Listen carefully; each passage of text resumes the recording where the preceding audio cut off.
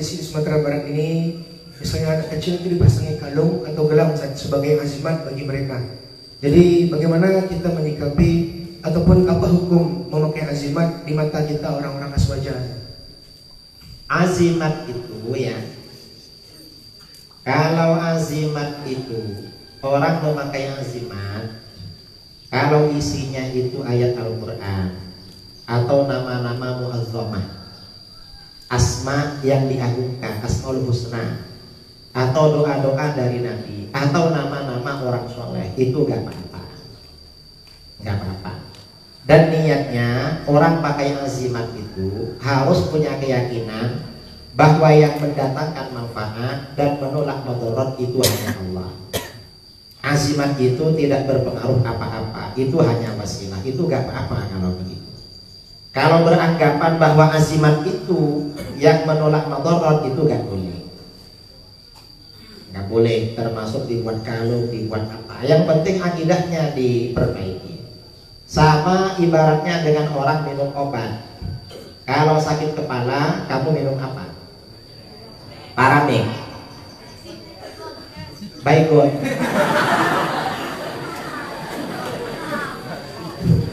Kalau minum obat itu berkeyakinan obat itu yang menyembuhkan, itu nggak boleh.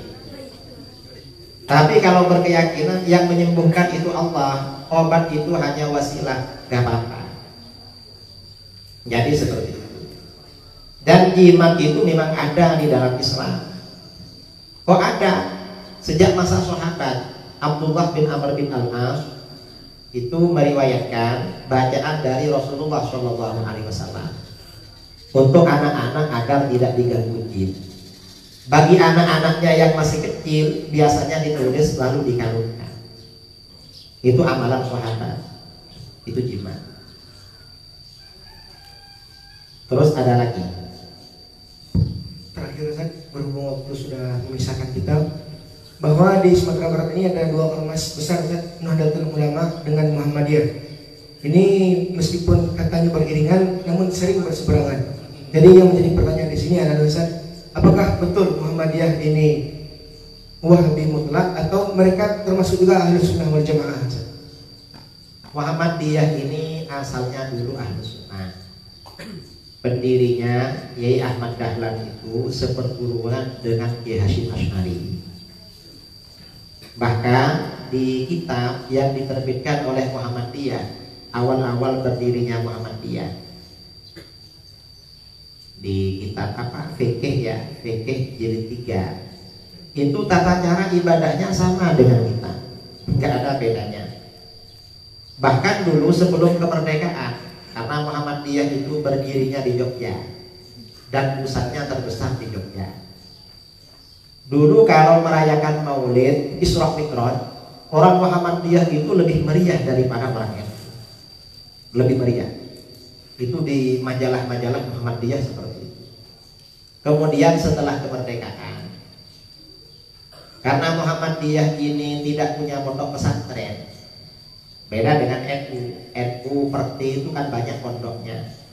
Maka yang melanjutkan kepengurusan di organisasi itu alumni pondok. Maka ajaran Ahlus Sunnah terjaga. Muhammadiyah dulu gak punya pondok, maka yang melanjutkan organisasi itu tidak punya ilmu seperti para pendahulunya. Akhirnya apa? Terpengaruh dengan Wahabi. Karenanya sebagian orang Muhammadiyah ada yang terpengaruh dengan Wahabi. Ada yang Wahabinya full, ada yang Wahabinya setengah, ada yang Wahabinya sedikit-sedikit. Ada yang masih murni aswaja, ada orang Muhammadiyah di daerah Jawa Tengah, di daerah Rembang, di daerah Sedan, di daerah Rembang. Yang rajin yasinan, ziarah kubur, tahlilan, itu orang Muhammadiyah. Orang yang punya nakal-nakal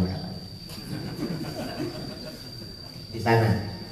Nah sekarang ini karena para asatid, para buya, para kiai banyak menyampaikan dalil-dalil Ahlus Sunnah, akhirnya orang-orang Muhammadiyah itu banyak yang sadar. Organisasinya Muhammadiyah tapi tradisinya NU, sehingga ada istilah Muhammad NU atau Muhammadinu. Saya tahun 2018 diundang acara debat di Manado, di Bitung, Sulawesi Utara. Mau debat dengan Wahabi, Muhammadiyah, LDII. Karena yang menantang debat itu orang Wahabi. Ternyata pada hari H Wahabinya lari ke datang. Padahal dia yang ngajak. Yang Muhammadiyah ini ketika berdialog kata beliau, Kiai, kami Muhammadiyah sudah tahlil dan sudah istighatsah, masa masih diajak debat? Apanya yang mau diperdebatkan? Waktu itu begitu, akhirnya ya gak jadi, cuma ngomong biasa-biasa. Terus yang LDII itu begitu duduk, LDII di sebelah sini, saya tanya, anu Kiai, siapa pimpinan LDII Sulawesi Utara? Saya langsung bilang pada dia, iya, katanya kalau ada orang singgah di masjidnya langsung dipel, langsung dicuci. Enggak Kiai, itu enggak benar kalau di sini, mungkin daerah lain. Betul. Ya kalau enggak percaya, ayo Kiai ke masjid. Tidak, kita pen. Lalu bajunya saya pegang-pegang, saya gini kan. Katanya kalau bajunya dipegang orang langsung dicuci. Enggak Kiai, ini pegang-pegang sudah enggak apa-apa. Saya berani kalau ketemu orang beda, langsung saya tanya memang. Kebetulan dia ini pakai gelang tasbih. Saya tanya, apa ini? Kok gelang ini? Langsung dibuka. Loh, Pak Kiai suka dibuka, dihadiahkan ke saya. Dan ketika diskusi, kata LDII Pak Kiai ini mau ngajak debat apa? Saya ini ikut akidahnya sampean. Sampean bicara apa, saya ini ikut sudah. Karena kita ini Islam rahmatan bil alamin. Akhirnya gak jadi debat. Ya macam-macam ada yang hal.